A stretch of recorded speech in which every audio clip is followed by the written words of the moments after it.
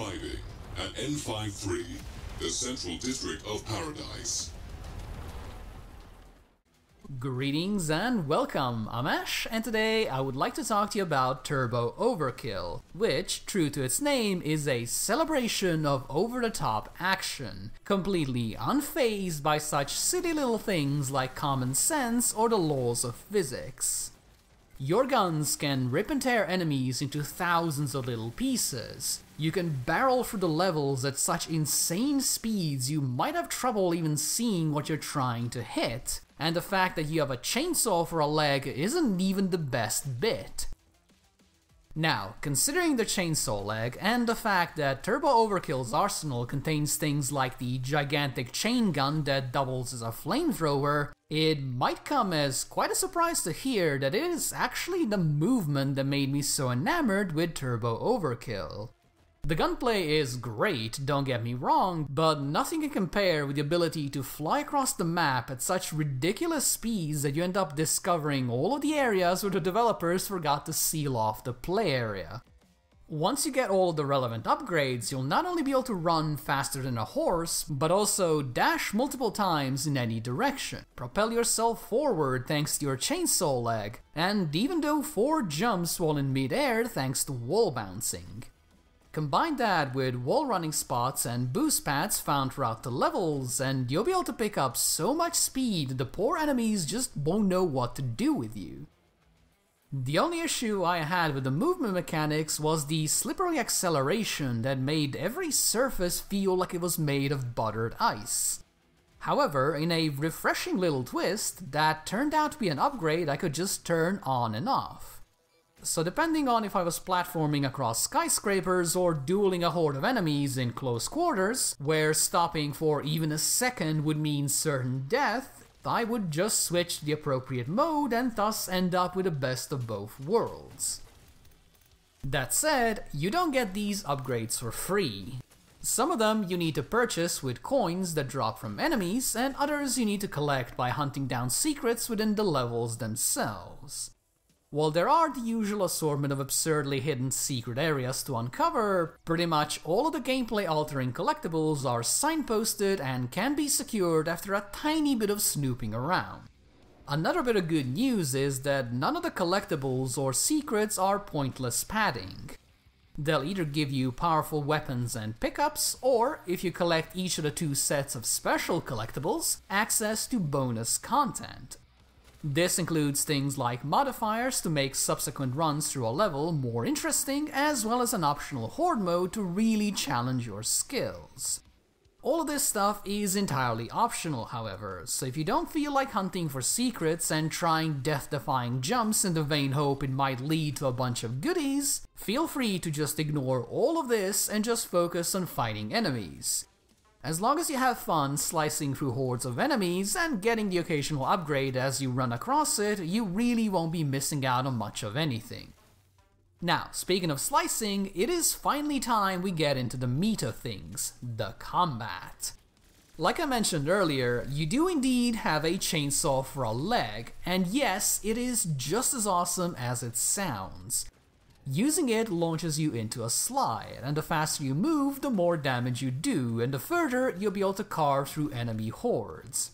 So if you've picked up some solid speed and have a bunch of baddies positioned directly in front of you, you can indeed magically transform them into a pool of blood and glorious pixelated giblets.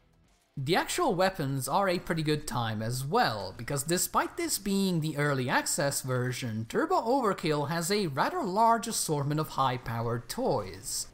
Best of all, besides the primary fire and the beginner pistol, every single weapon and alternate firing mode is useful in the right situation. The automatic shotgun can alternatively be used to electrocute enemies and make them take more damage. The dual machine guns can be combined to create a precision rifle, while even the basic pistol can be used to lock on to enemy heads and take out a swarm of weaklings without wasting any sort of time or effort. So even though I would have liked to see some more outlandish weapons rather than the usual boomer shooter fare, the way the weapons have been incorporated and balanced really does feel great. Another thing that feels great, and this probably reflects badly upon my psyche, is the way enemies fall apart and explode as you unload obscene levels of firepower into them. Smaller enemies get torn into shreds when hit by a shotgun, while bigger ones get progressively bloodier until they too decide it is time to separate into a million pieces.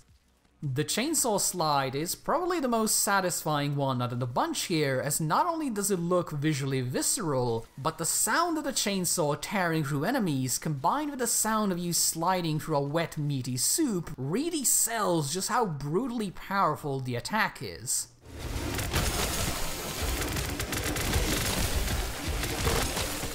Unfortunately, the sound design for the weapons themselves still needs a fair bit of work. Some, like the chain gun, really sound punchy and make you feel like you're really unleashing your entire paycheck in bullets upon some hapless foe, while both of the shotguns just kind of go bang.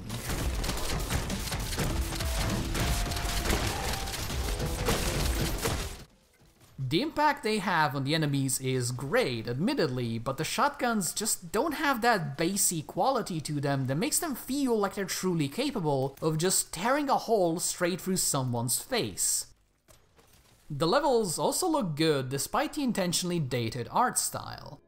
While I am personally not the biggest fan of the style, even though I grew up alongside the FPS classics of old, I can definitely appreciate the amount of effort that went into Turbo Overkill's presentation.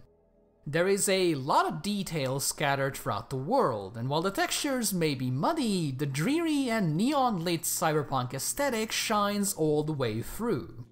As for the level design, it is mostly a series of interconnected arenas and set pieces, with the occasional secret sprinkled throughout to keep you on your toes. It is not so complex that you'll get lost, and it is not so simple that it feels like you're just being strung from one encounter to another. Turbo Overkill strikes a pretty good balance here, and outside of some intended paths being perhaps a bit too obtuse, it does a great job of keeping the pace up and letting you make the best out of the magnificent movement mechanics.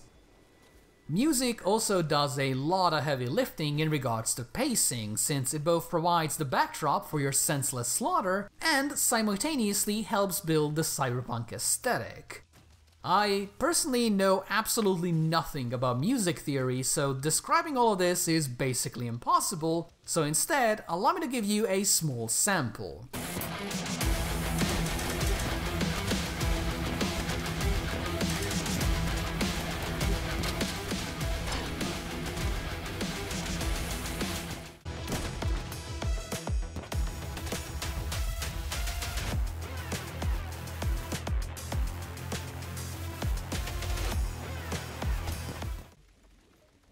Since this is Turbo Overkill's early access launch, the final thing worth talking about is the amount and quality of the content on offer.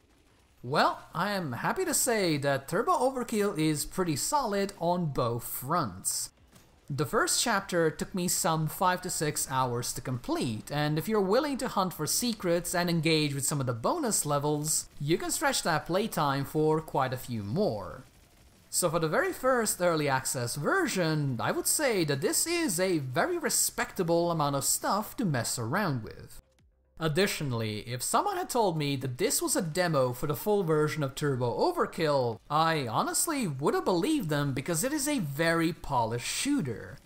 Besides breaking free from the confines of the map a couple of times because I was searching for secrets a bit too diligently, I ran across only one bug in my entire playthrough. A door just wouldn't open, so I had to reload a checkpoint. So if this is the sort of polish Turbo Overkill has prepared for its beta version, I honestly can't wait to see just what's gonna happen when we get to full release.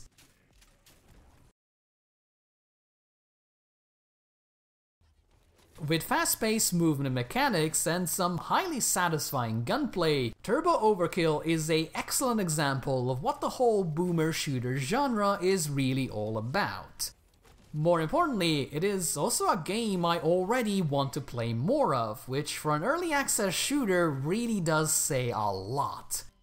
So whether you're planning to dive in yourself or just wait and see what happens, I would definitely recommend keeping an eye on Turbo Overkill moving forward. This one really does have a lot of potential.